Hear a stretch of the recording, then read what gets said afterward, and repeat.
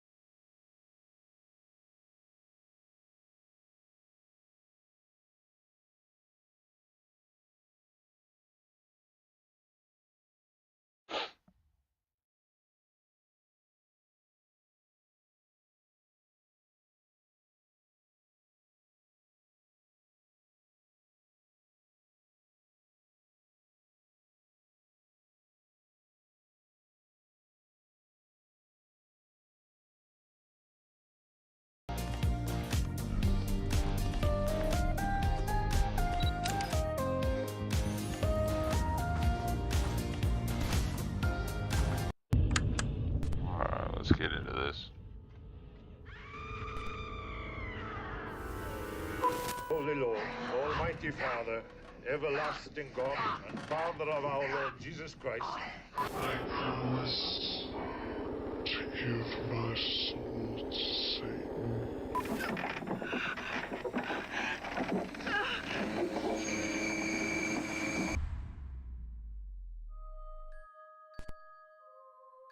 37 banned movies, 7 levels. This is the ultimate banned movies iceberg. We'll start with some well-known banned movies and slowly move to movies you've never heard of, which might be for your own good. Let's start at the tip of the iceberg. Level 1. The Exorcist, 1973.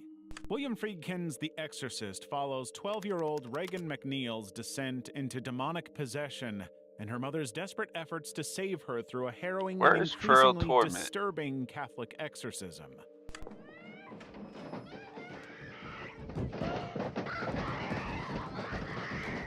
So disturbing that the movie became an immediate worldwide controversy from the day of its release. The film's graphic depictions of Regan's transformation include violent outbursts, with a crucifix, projectile vomiting, and levitation, coupled with its deep exploration of religious doubt, proved to be far too much for people, especially religious groups who deemed it blasphemous and unsuitable for a wide audience.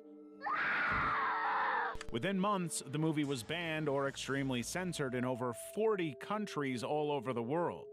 In the UK, the movie was legally banned from being distributed on home video for 11 years due to concerns that minors might somehow access the movie. The British Board of Film Classification was worried that the severe emotional impact on teenagers would be irreversible, especially on young girls. By 1999, the culture had shifted enough that the movie was finally released on home video, allowing everyone to see it. Malaysia, Singapore, Lebanon, Tunisia, and other Arab-majority nations also banned it outright, citing moral and religious objections to its content. Even the US, one of the most liberal countries for the topics the movie explores, withdrew the trailer after the intense strobe effects and demonic face caused nausea and panic attacks in its audience.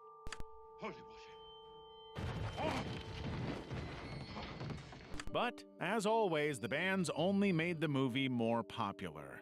The more governments tried to suppress it, the more it became known as a legendary, boundary-pushing horror. Texas Chainsaw Massacre.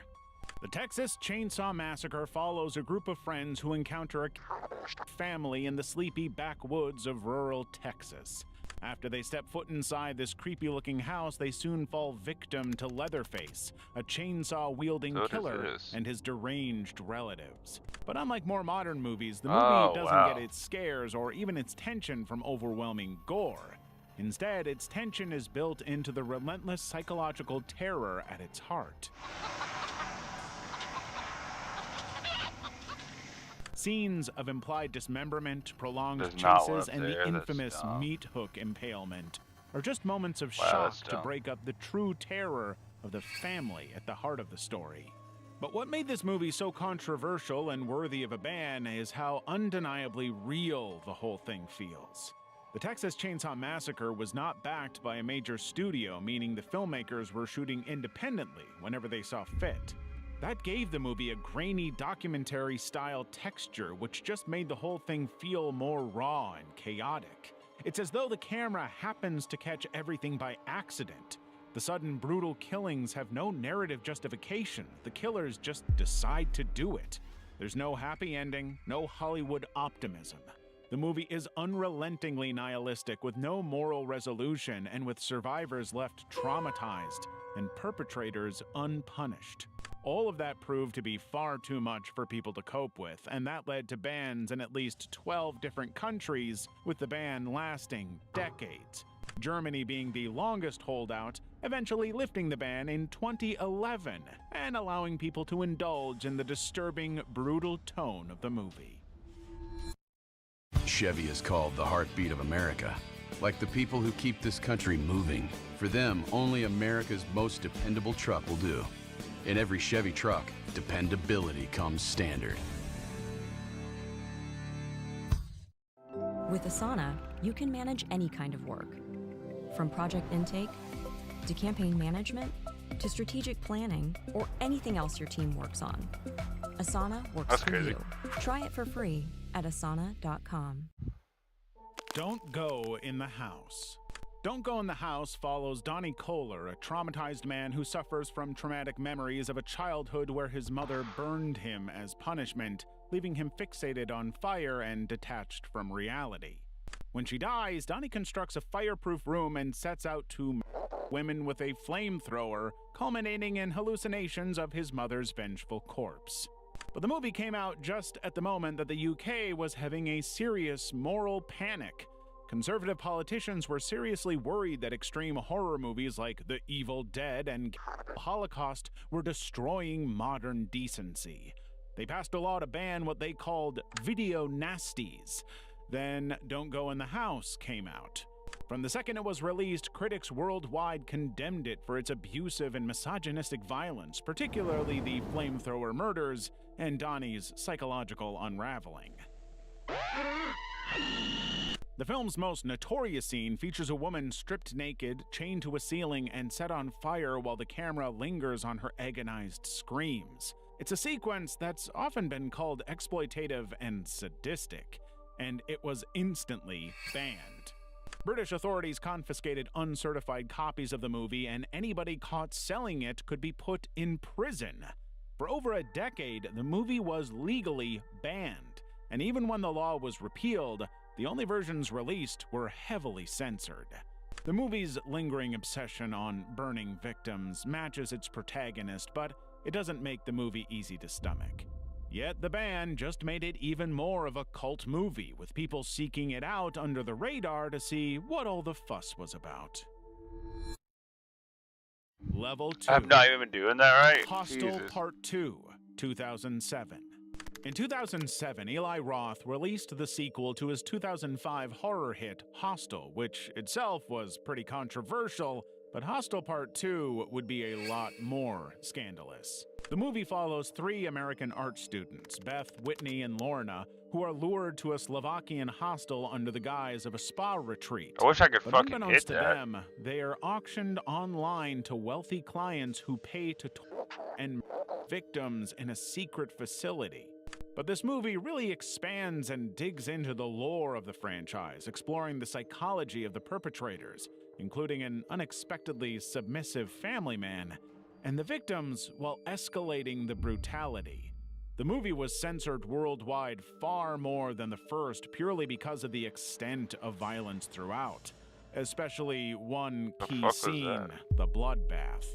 The scene depicts an antagonist, Mrs. Battery, slashing a naked, inverted Lorna with a scythe and bathing in her blood before slitting her throat. That scene alone ended up forcing many bans. New Zealand banned the movie because this scene was considered injurious to the public good. Even though the public was in favor of not banning it, the film board refused to drop the ban and the studio would not censor the movie. Other scenes proved difficult for other governments. Another climax involves Beth severing the actor's genitalia with scissors, leaving him to bleed out, while other moments were criticized for their prolonged violence, particularly against women. Germany ended up censoring the movie, and even to this day, the film remains restricted to adults. Other nations released the movie without cuts and got widely criticized by the government for doing so.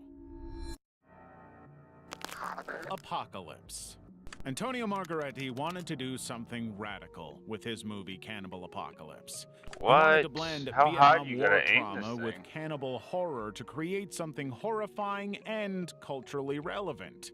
The film follows Norman Hopper, a veteran haunted by a 1972 incident in Vietnam damn where it, he dude. was bitten by a POW infected with a virus. Years later in Atlanta, Hopper and two fellow veterans succumbed to the virus, spreading it through bites and triggering a violent outbreak. Authorities pursue the infected through sewers and streets, culminating in a flamethrower-fueled showdown while Hopper's suburban life unravels as his neighbors and motherfucker's first just been AFK. responders fall victim.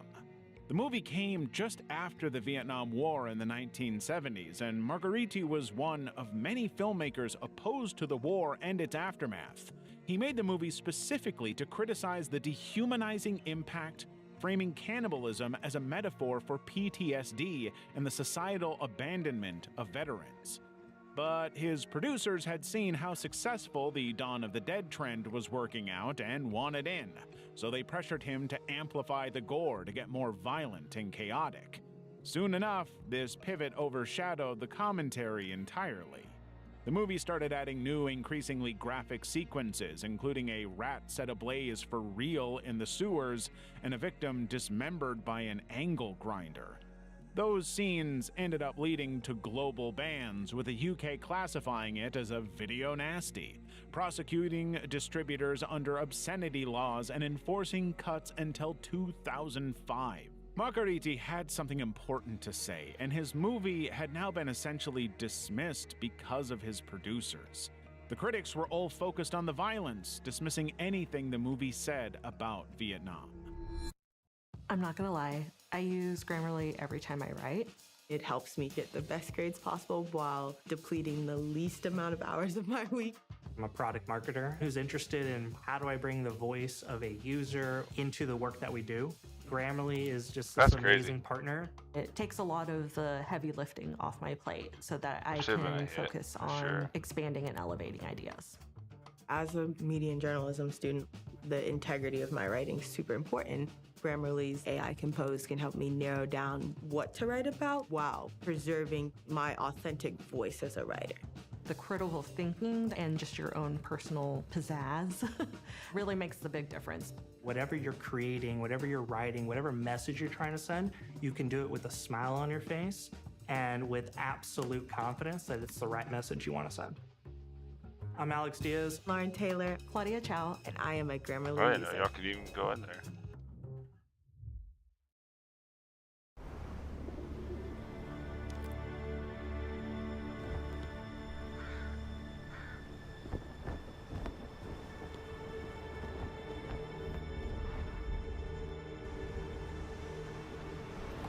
I think Manophere is gonna be good locker tech. 'Cause I don't think I think that Manophere fixes lockers.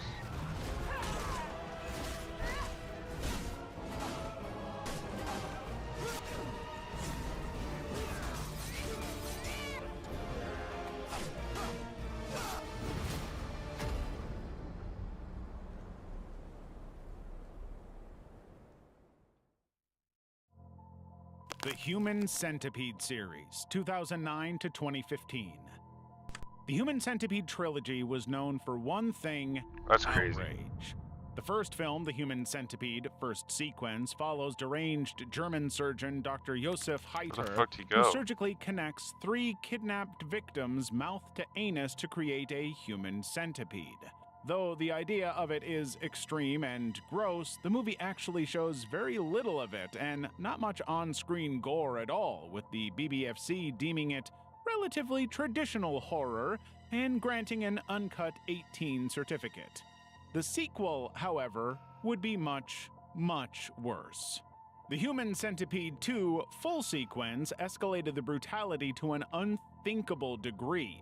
It centers on Martin, a mentally disturbed man who recreates a 12-person centipede using less medical and more barbaric methods like hammering teeth and stapling lips to anuses.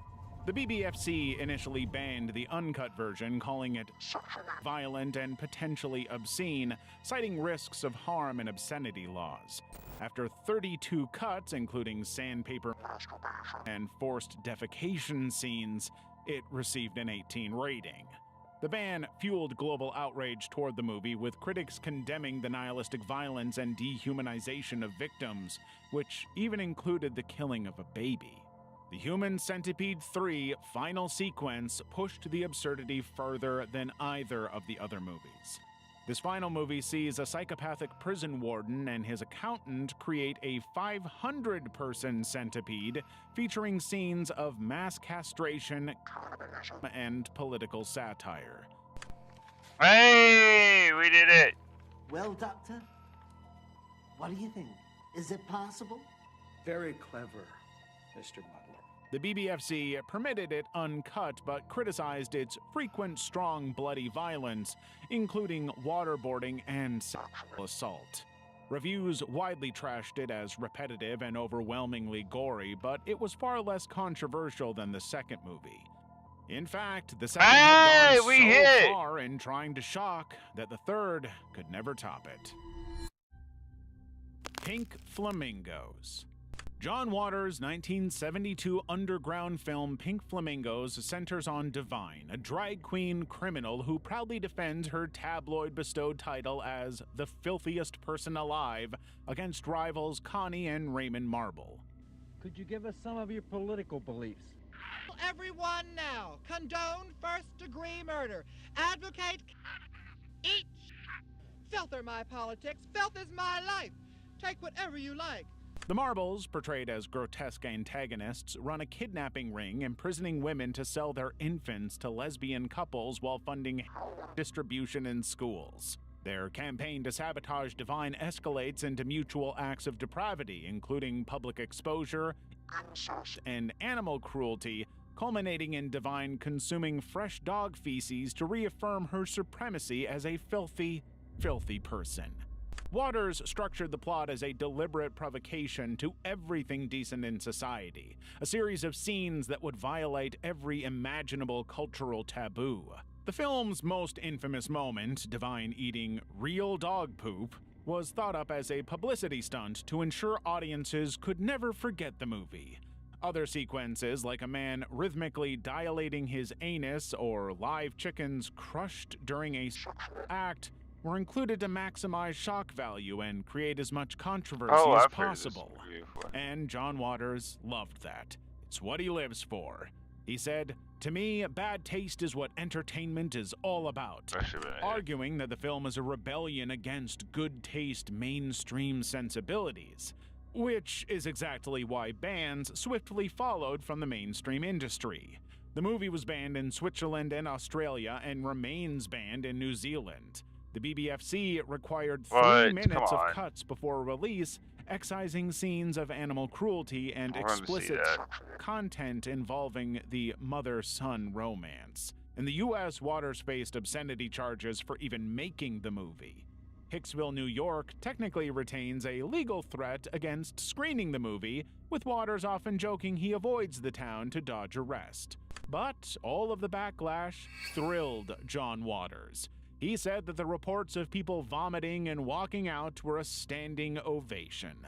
The movie turned him into an underground, iconic cult filmmaker and made Divine a star. Welcome to the Americas. 5 years on 180 expeditions. We uncover how this TV spectacular was made.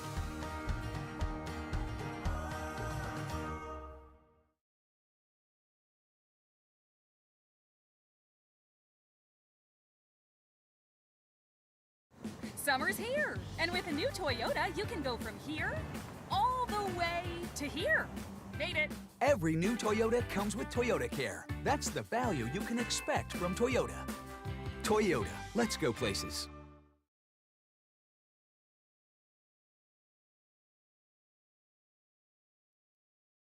How perfect are you to hide in here for me? Level 3. Let Sleeping Corpses Lie.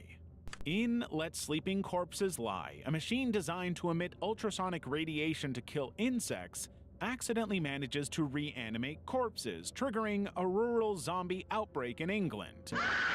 Motorcyclist George and driver Edna, both wrongly accused of murders committed by the undead, face relentless aggression by authorities.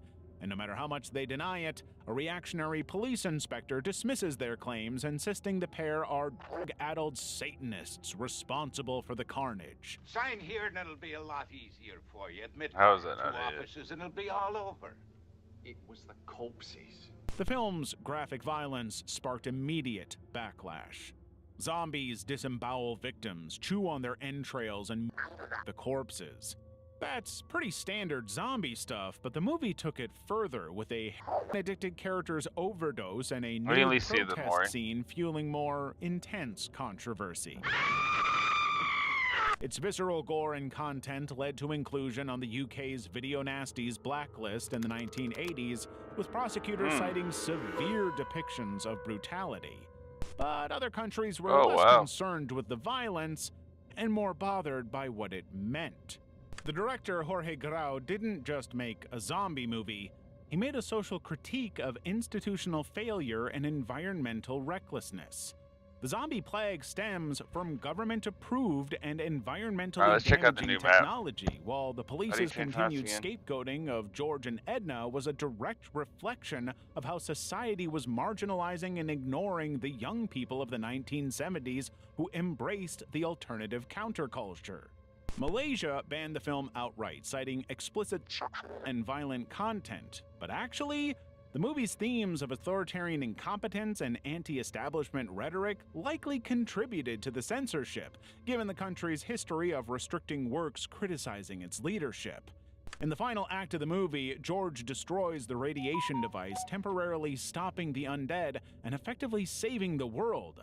But authorities repair it, reigniting the outbreak in the name of following their industrial orders. A final hospital massacre sees zombies overrunning staff and patients before George's desperate intervention. The inspector, still denying the truth, fatally shoots George only to be killed by his reanimated corpse, once again demonstrating the theme of the movie, that governments and authority figures will always ignore the people and destroy everything. The House by the Cemetery. The House by the Cemetery follows the Boyle family as they move into a New England home tied to Dr. Jacob Freudstein, a deranged 19th century surgeon who prolongs his decaying existence by harvesting his victims' body parts. Their son encounters the ghost of a girl linked to Freudstein's crimes, while his parents uncover a cellar filled with corpses and surgical tools. The family's attempts to flee culminate in a violent confrontation with Freudstein, whose grotesque appearance and brutal kills, including throat and decapitation, are as visceral as anything in the movie. Upon its UK release, the BBFC cut 86 seconds of gore, including a knife through a victim's head and a throat-slashing scene. But just 2 years later, despite these edits, the film was labeled a video nasty under the 1984 Video Recording Act, leading to obscenity prosecutions and bans. A 1988 VHS release removed an additional 4 minutes of footage, such as Freudstein's bat attack and close-up of bodies, rendering the plot nearly incoherent and the movie utterly unwatchable. In 1992, another re-release saw the movie butchered even more, cutting out another 7 minutes. The runtime went from 86 minutes to 74 minutes. The film finally debuted uncut in 2009 after the BBFC relaxed its stance on content, though all of the edits and distributor tampering left earlier releases notoriously incoherent and nonsensical. Are you worried that using your home address for business puts your privacy at risk? At iPostal One, we can help. So, you've started your own company, but feel unsafe using your home address for business use. Not only does every customer and vendor see where you live, creepy, but you could be at risk for identity theft, property damage, and much more. With iPostal One, you can get a real physical street address to use for your business, so your personal address stays protected. Choose an address from any of the thousands in our network where you can receive mail and packages from any carrier. Easily view and manage your mail and packages with our app or online. Forward, scan mail content, pick up or discard your mail. You can even use your iPostal One address with your business registration. Begin protecting your privacy today with a digital mailbox from iPostal1.com.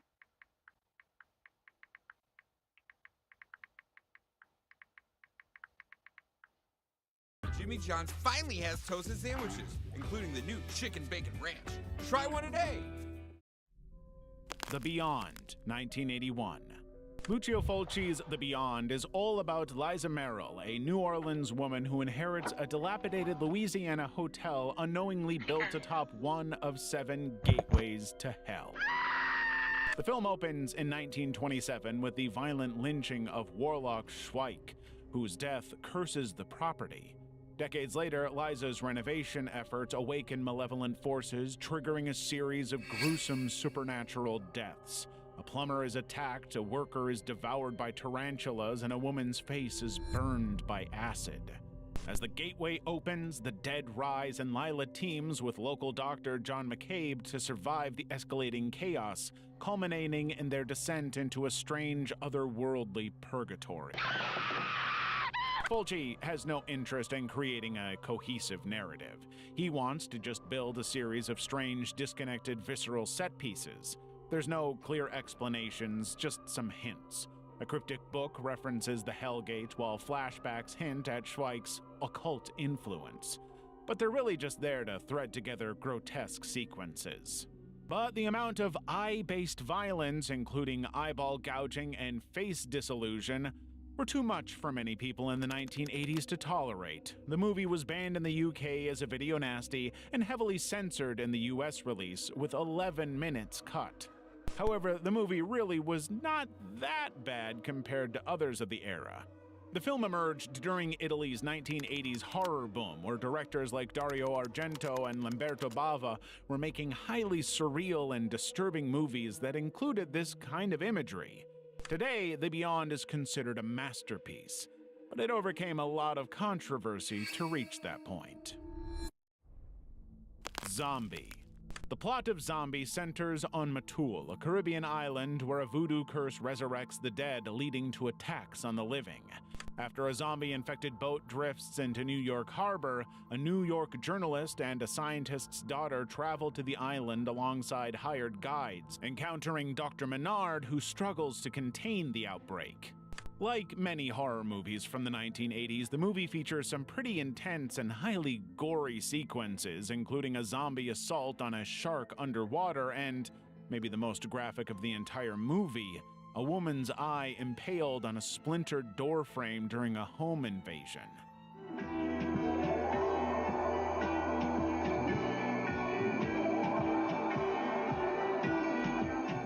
But because this movie was pre-CGI, the film relied on practical effects to depict visceral violence, using prosthetics, latex, and animal entrails to stage graphic moments like throats torn open, decaying flesh, and a zombie's arm ripped off mid-shark battle. And that just made them more realistic and troubling. In fact, these unflinching visuals drew some very serious censorship, particularly in the UK. The movie was banned under the Obscene Publications Act during the 1980s video nasties panic, with authorities targeting its uncut VHS release, removing over 2 minutes of footage, including the eye trauma and throat ripping. Essentially, the movie board removed everything that made the movie so impactful. Yet, despite the cuts, the film's reputation for extreme content solidified its notoriety, with later distributors capitalizing on its infamy during re-releases. Nightmare, 1981. Nightmare follows George Tatum, a schizophrenic released from a psychiatric institution after undergoing experimental brain treatment. Plagued by violent childhood memories of axing his father and his lover, George embarks on a killing spree from New York to Florida, targeting his ex-wife Susan and their children. This is not your usual slasher movie. This is a movie that blends the graphic slasher violence with psychological trauma, refusing to look away as George repeatedly murders people we don't even know. We have to see the throat slashing, repeated ice pick stabbings, and slow-motion axe murders in George's flashbacks whether we want to or not. All until we get that big blood-soaked Why does it just climax keep where doing George's random? son It's not taking CJ me to the retaliates against his dad with map a I'm trying to go revolver. to. But the movie was so unflinching with its gore and psycho themes that it led to an X rating in the US and a ban in the UK, where it was branded a video nasty. British authorities demanded 48 seconds of cuts, mostly to the ice pick kill and flashback violence. But for the first time in the video nasty era, the distributor actually refused to obey the ruling, releasing the uncut Freddy version Fazbear's as is at the Nightmares in a Greenville Square, Damaged Brain. which I guess Greenville was The always blatant disobedience launched kind a of a landmark ripoff. obscenity trial that saw 2 executives receive prison sentences, the only jail terms in the entirety of the UK's video nasty crackdown. The film remained banned until 2002 with a censored version approved for video. But the full uncut print wasn't legalized until 2015, eventually making the time those executives spent in prison completely wasted time. Australia also censored the film, releasing a heavily edited 89-minute version titled Schizo that omitted key violence sequences. Piggy spent 6 hours in a smoke sauna. Did you know that Sensodyne now Oh, has you gotta a press clinically Y. range of toothpaste where you can both whiten your teeth, 2 shades, and also get sensitivity protection? It's just properly formulated from a dentist's perspective. It's something that I've recommended to my patients. Sweet Movie. Dusan Macaveo's 1974 film Sweet Movie juxtaposes 2 surreal, highly controversial narratives to critique capitalist and communist ideologies through disturbing and gross satire. The first follows Ms. Canada, a beauty queen who wins a Most Virgin contest and marries a milk tycoon, Mr. Capital. As you can see, this is not a subtle movie. Their marriage quickly devolves into humiliation, including a scene where he pees on her during a degrading encounter. She escapes to Paris, engages in a public act interrupted by nuns, and joins an anarchic commune where members it's just a participate in reskin? ritualistic They're just like, alright, involving since we have the pooping rights, and let's reskin this place. The second narrative centers That's on crazy. Anna Planeta, a communist revolutionary steering a candy-laden barge with a Karl Marx figurehead through Amsterdam's canals. She seduces a sailor named Yeah, it's Potemkin, just a reskin of the stabs him arcade. during and later lures children aboard with sweets. Authorities arrest her after discovering the children's bodies in plastic sacks, though the film ambiguously suggests their rebirth. The movie was banned in multiple countries because of its explicit scenes of nudity, vomit, and group defecation. The BBFC rejected it outright in 1975, citing unacceptable content, while the 1978 Protection of Children Act raised legal concerns over Anna's nude interaction with children. It was quite literally breaking the law. The filmmakers attempted to re-edit the film, but couldn't find a way to remove the problematic scenes without Not what I harming meant to their do, but social cool. message. So the UK decided to ban it outright. The US followed the same course before allowing limited art house releases to small, curious audiences.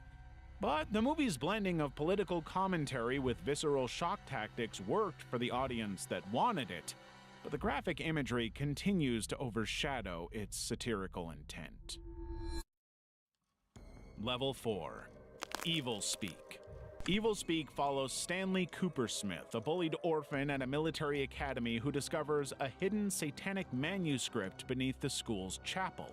The text, authored Crazy. by 16th century excommunicated priest Father Esteban, outlines rituals for summoning demonic forces. Coopersmith uses his computer to translate the Latin incantations, accidentally reviving Esteban's spirit, which he decides to use to seek violent retribution against his tormentors. By the film's climax, Coopersmith, now possessed by Esteban, orchestrates a massacre with demonic boars, decapitations, and supernatural forces, leading to the Academy's total destruction. Let them avenge me, and I will pledge my soul to you. Of course, the movie's explicit occult themes, including detailed black mass rituals, satanic possession, and desecration of sacred religious symbols, drew immediate scrutiny. British censors under the 1984 Video Recordings Act classified Evilspeak as a video nasty, banning it for over a decade. They argued that the movie's portrayal of Satanism could inspire real-world copycats, while its graphic violence, including a teacher impaled on a spiked wheel and a beating heart ripped straight out of a victim's chest, was described as excessively gruesome. In the US, it faced heavy cuts to secure an R rating, though uncut versions circulated underground, further fueling its controversial reputation. But while censors were horrified by the content, critics found the movie to be laughable. It was low budget, unconvincing, and far too campy to be taken seriously. The censorship seemed like an overreaction to a movie that, according to critics, nobody would ever actually see. Dunkin' Refreshers. 3 delicious flavors and get a medium for $3. $3? That's refreshing.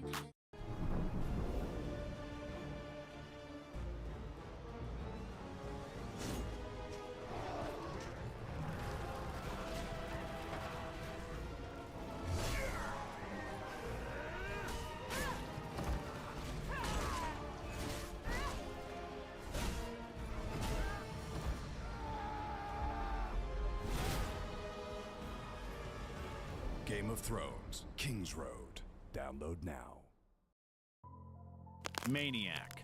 William Lustig's Maniac follows Frank Zito, a mentally unstable New Yorker who stalks women, them, and mounts their scalps on mannequins in his tiny, claustrophobic apartment. The film's grisly violence, largely driven by Zito's traumatic childhood by his mother, heavily relied on Tom Savini's visceral practical effects to amplify its shock value. I love shit like that. Please don't lock me in the closet. Please, Mommy, I'll be There's another one It back just so there too. happened that Savini was very, very good at what he did, making some of the most realistic effects of his era. Fresh from Dawn of the Dead, Savini engineered graphic scalpings, a bayonet impalement, and the film's most notorious sequence, a point-blank shotgun blast to a victim's head, using a mold of his own skull filled with awful and fake blood. The scene, filmed guerrilla style with live ammunition, forced the crew to flee before police arrived. It was simply too realistic. Maniac's unflinching gore and bleak tone sparked immediate backlash. In the US, theaters faced protests for even daring to screen it, and the Los Angeles Times refused to run ads for the movie, prompting marketing to lean into the controversy with slogans like, "See the film the LA Times won't carry ads for." The BBFC banned it outright in 1981, deeming it obscene, and rejected a video release in 1998. A heavily cut version finally debuted in UK cinemas in 2002 after 58 seconds of edits to violent and scenes. Finland and Sweden froze frames during gore to bypass censorship, while Germany lifted its ban only in 2020. Stylistically, Maniac's realistic approach, shooting on New York streets without permits, heightened its disturbing realism. It was as though the camera just picked up these acts, and we, as the audience, can only observe and take it in. Faces of Death. Faces of Death is a pseudo-documentary framed as a real-world exploration of morality. Let's break that down a little bit. Directed by John Allen Schwartz under a series of pseudonyms, the film follows fictional pathologist Francis B. Gross, who curates a grim anthology of death footage. The movie is a unique blend of archival material with staged fake sequences, which was hugely popular in the 1960s and 70s. Later, it was confirmed that around 40% of the movie's content was staged, including some of the more notoriously disturbing moments, like a monkey brain banquet, which actually was just a cauliflower dyed red, and a cannibal cult ritual. But the movie was released before the internet was a thing. Nobody could verify anything. So when the movie took actual authentic news reels of accidents, Holocaust atrocities, and the aftermath of plane crashes, and intercut it with convincingly faked violence like an alligator attack or an electric chair execution, it blurred lines so effectively that many viewers believed it contained authentic snuff footage. And Schwartz knew this. He loved it. He said that he wanted to deceive the audience and provoke debates about mortality and exploitation. The authorities, though, had no interest in a debate. Australia banned the film outright in 1980, citing frequent high-intensity gratuitous violence, while police raids targeted video stores distributing illegal copies. Sensationalist media reports started linking the film to real-life murders, even though there was no evidence that any of it was true. Critics hated the movie as much as the authorities, condemning its ethics, but its fusion of shockumentary and narrative laid the groundwork for what we know today as the found footage horror genre. This movie was just ahead of its time. We're about to see if these two antiperspirants can stand up to the heat. That's it. Yes, come on. Let's go. Have you got this? Looks like Degree Ultra Clear can take the heat. There's nothing from Degree that fights sweat better than Gillette Clinical. This is Wix Studio, built to meet any brief. When the brief calls for complex structure, let AI map your site architecture in wireframes. Then dive into your favorite part, the design. Wix Studio, built for the way you create. The Beast in Heat. Set in the final days of World War II, The Beast in Heat follows SS officer Dr. Ellen Kratch, a sadistic biologist conducting experiments in an occupied European village. Her experiments led her to genetically engineer a deformed, hyper-sexual beast to terrorize captured allies, subjecting prisoners, primarily women, to graphic violence and humiliation. The movie follows Kratch's pursuit of her inhuman creation, with the torture escalating as Allied forces advance, leading to forced nudity, genital electrocution, fingernail extraction, and a woman strapped with a flaming bucket of rats burrowing into her stomach. Ultimately, Kratch dies at the hand of her creation. The film was part of a 1970s trend known as Nazi-sploitation, a subgenre blending wartime exploitation with extreme violence and Nazi iconography. It was purely built around the shock value of framing Nazis as cartoonish villains committing atrocities. In fact, The Beast in Heat was only built around a torture component. The movie was so short that they had to use footage from earlier war films to pad the runtime. There was no other purpose to making the movie other than the shocking scenes. Those scenes, including full frontal nudity, prolonged sequences, and a machine-gunned infant, to name just 3, triggered global backlash. The UK banned it as a video nasty in 1984 under the Video Recordings Act, citing obscenity laws. While other banned films later secured releases with edits, The Beast in Heat remains banned in the UK. Its uncut version. Dude, why can't I catch up to? I have much debriefs on. I should have hit there. What is going on? 1988. Necromantique, directed by Jörg Buttgereit, follows Robert Schmutke, a Berlin street cleaner who collects human remains from accident sites. He and his partner Betty engage in necrophilic acts with a decomposing corpse smuggled into their apartment, which is filled with preserved body parts. After Robert is fired, Betty abandons him, taking the corpse with her.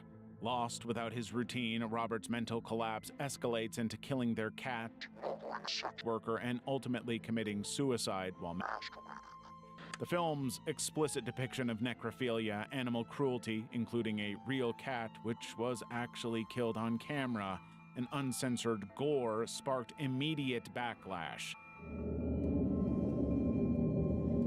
But it didn't stop there. The movie's sequel, Necromantique 2, centers on Monica, a mortician who exhumes Robert's corpse for sexual gratification before pursuing a relationship with Mark, a voice actor for films. She introduces him to necrophilia and hides Robert's severed genitalia in her fridge. The sequel was somehow even more controversial than the first one, including much longer necrophilic sequences, and including a subplot criticizing Germany's censorship laws, largely as a response to the controversy around the first movie. Both films were banned in multiple countries for glorifying violence and graphic content. German authorities confiscated prints of Necromantique 2 in 1991, planning to charge Buttgereit with a crime until a court later classified it as art. Over 30 countries restricted the films, with the UK only approving an uncut version of Necromantique in 2015.